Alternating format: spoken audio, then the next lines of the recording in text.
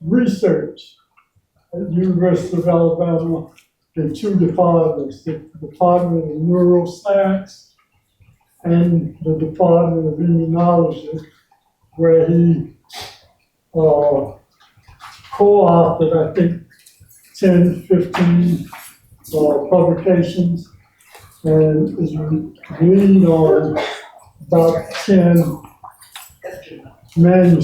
publication of 10 manuscripts. After being away from what I consider to be his life dream, with 2 children, 10 plus, 12 plus years down the road, he decided to listen to Langston Hughes, who said, "Hold fast to dreams, for dreams die." And some of you good folks out there who have good memories now, you may remember the balance of that poem. If you don't, look it up. And he initiated actions to get back in vet school.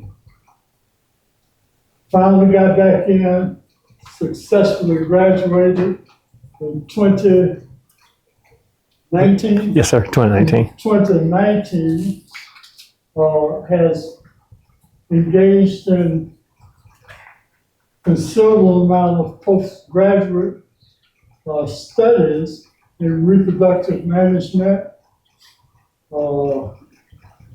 He is a member of the, let me get these wrong, the Association of Bovine Practitioners, Yeah. the American Association of Embryo Embryo Transfer Association. Mm-hmm. Society of Theogenology. Society of Theogenology. the Society of Theogenology, Genology. And Association of Shelter Veterinarians. Association of Shelter Veterinarians.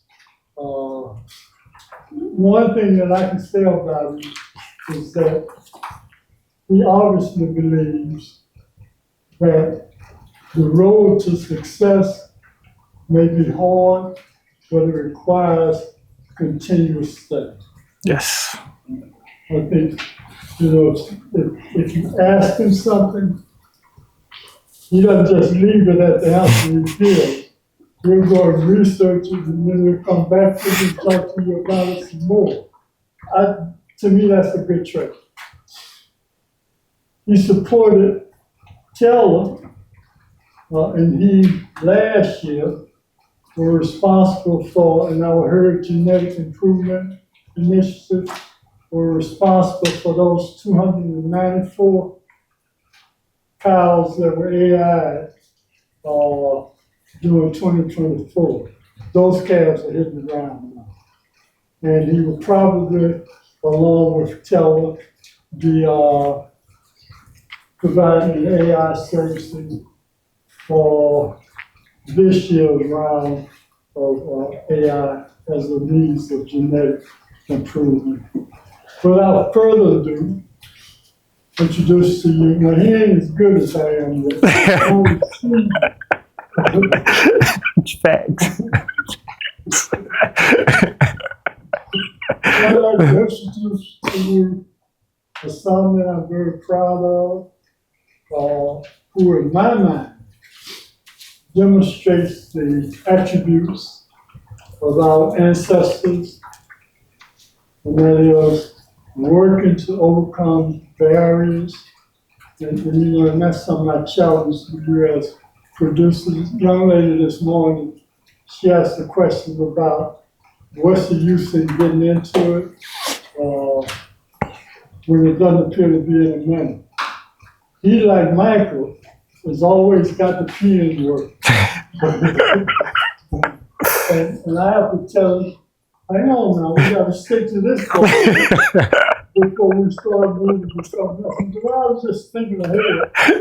No, stop thinking ahead, just focus.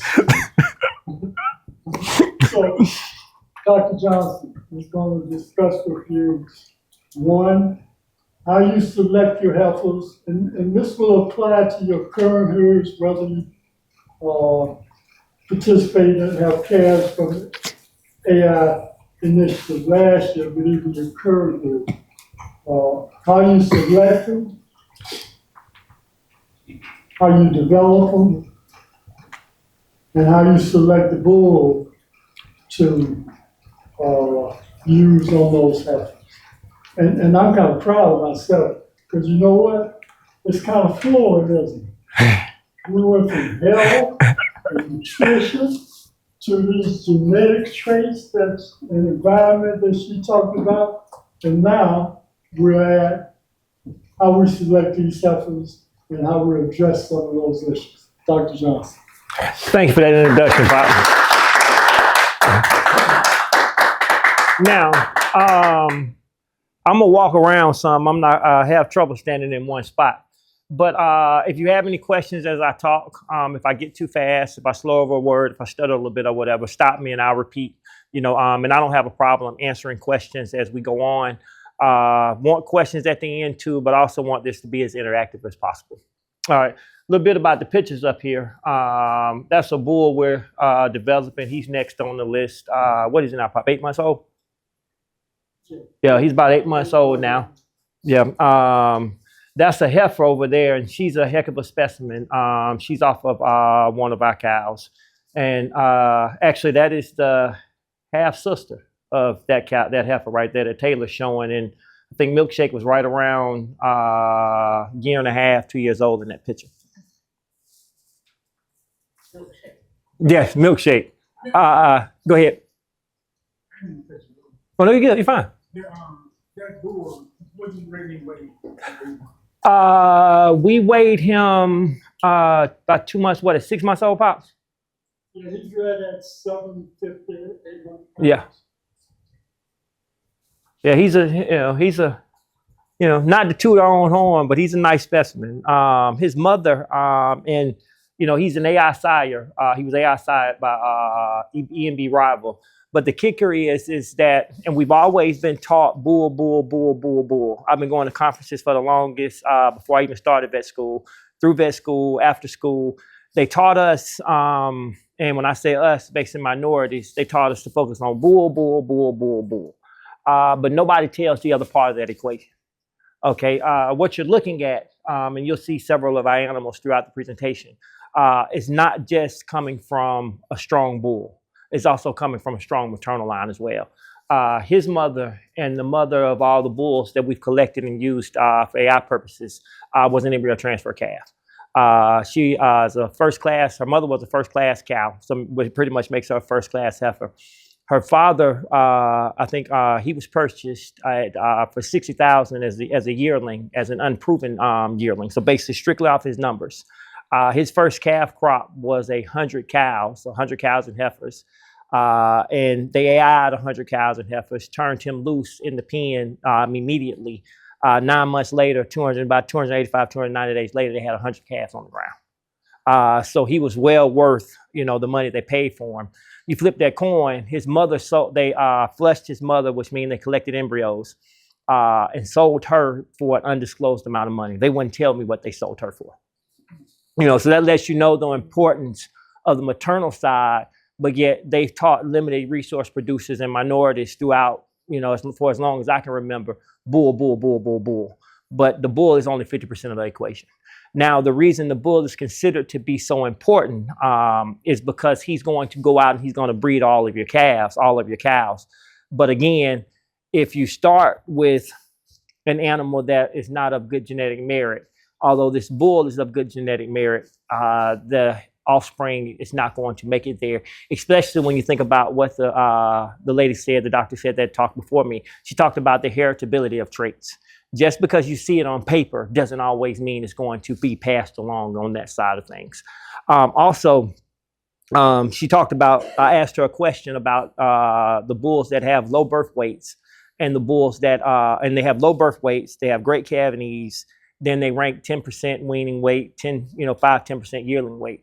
What nobody also will tell us is that a lot of input goes into those calves in order to get them back, to catch them back up. You know, so the cow that's eating, you know, the calf that low birth weight calf, although his parent, his sire is, you know, weaning weight is top 10%, yearling weight is top 15% or whatever, you're going to have to put that input in him to get to that. You know, so we have to bear in mind where we are with input. All right, now replacement heifers. Why are we keeping them? You know, everybody talks about buying replacement heifers or developing your own. Why would you keep your Why would you keep your own? Anybody got any suggestions? And you can piggyback off of what you see up here. I'm gonna elaborate a little bit. But why would we want to keep our own versus going to buy them? You hear all this stuff about EPDs. I just said, you know, the bull is only half the equation. So why would we want to keep a heifer? You say the bull is half to 60% of the equation, and if you can raise a heifer off your farm, that should be cheaper to purchase. Yeah. And then it would just take you a little bit longer through the AI program to continue to improve the genetics, but you'll get there. Okay. All right. Are you absolutely right? Anybody else? All right, ma'am. Bingo. Yes, both of y'all are absolutely correct. Now, not to jump ahead of myself, if you look at cow herd inventory right now in the country, it's down. So therefore, when inventory goes down, it's simple supply and demand. Prices go up. So you're paying a lot more for a heifer now than you would have paid for 2 years ago. So therefore, it may be more economically advantage for you to actually keep your own. And that goes to the historically high calf prices. Uncertainty of parental performance. No matter how well that cow looks on paper, you know, or how pretty it is, we don't really know what it's going to do when it hits the ground on our farm, or when the offspring hits the ground on our farm, or if we go purchase it from somewhere and it looks so good. Okay, nobody's going to tell you this animal was probably kept in a feedlot. So now we get him back on our farm, or get her back on our farm, and you know she completely falls off. You know, so yeah, go ahead. I visited a farm and the animals looked so good, but I counted the number of animals and they were so far in the stock. I'm like, I can't feed this animal like this. Yeah, exactly. It's not gonna look like that. Exactly. So you need to know what you get. I've had producers that are on, you know, top end of things, purchase animals from across the country and get them home, and they get them home, and you know, within 3-4 months, it doesn't look like the same animal. Do people ever talk about that side of things? So it kind of screws the numbers. If you're undergrade, you're understocked. So the animal has so much food to eat. So it ought to be gaining 5 or 6 pounds a day. Yes. Nobody feed the animal like that. Now, and a lot of those animals that are gaining 5-6 pounds a day are actually being fed. They're not gaining that off grass. You know, so your input is great. And those bulls too, and you'll see one of ours that was sold at BCI test. Those bulls actually are, you know, and he was average age 4.1 pounds, 4.5, somewhere along in there. But they're fed a constant diet to gain for that weight gain. So that gain, when you look at it, that is a feedlot gain. That's not the gain you're going to see on your farm. Looking at the EDPs on that bull, yellow like this. Yeah. No good. It's good to a certain degree because you develop a name when it leaves you. While it's on your farm and what you're doing with it, phenotype is very important. You know, how it looks, how it develops, and what it does off of grass. And the only way you know what it's going to do off of grass is if it came from your place. So you get to watch, because the apple doesn't fall far from the tree most of the time. So you get to watch the way a mama cow grows, and then you get to watch the way that heifer grows. So you know exactly what you have going on. Versus if you go out and purchase a heifer that the day you purchase her, she's looking the best she's ever looked in her life, and you get her home and then she falls off because she doesn't work in your environment. I don't remember the doctor's name again that talked before me, but she brought up phenotype and genotype. Okay, that's the biggest difference. My genotype can be whatever it is, and you know, and I've been given everything I need to make it. But I guess genetically been given everything I need to make it genetically. But if I haven't been given everything I need to make it environmentally, the outcome is going to be different. You know, so that's where that comes from.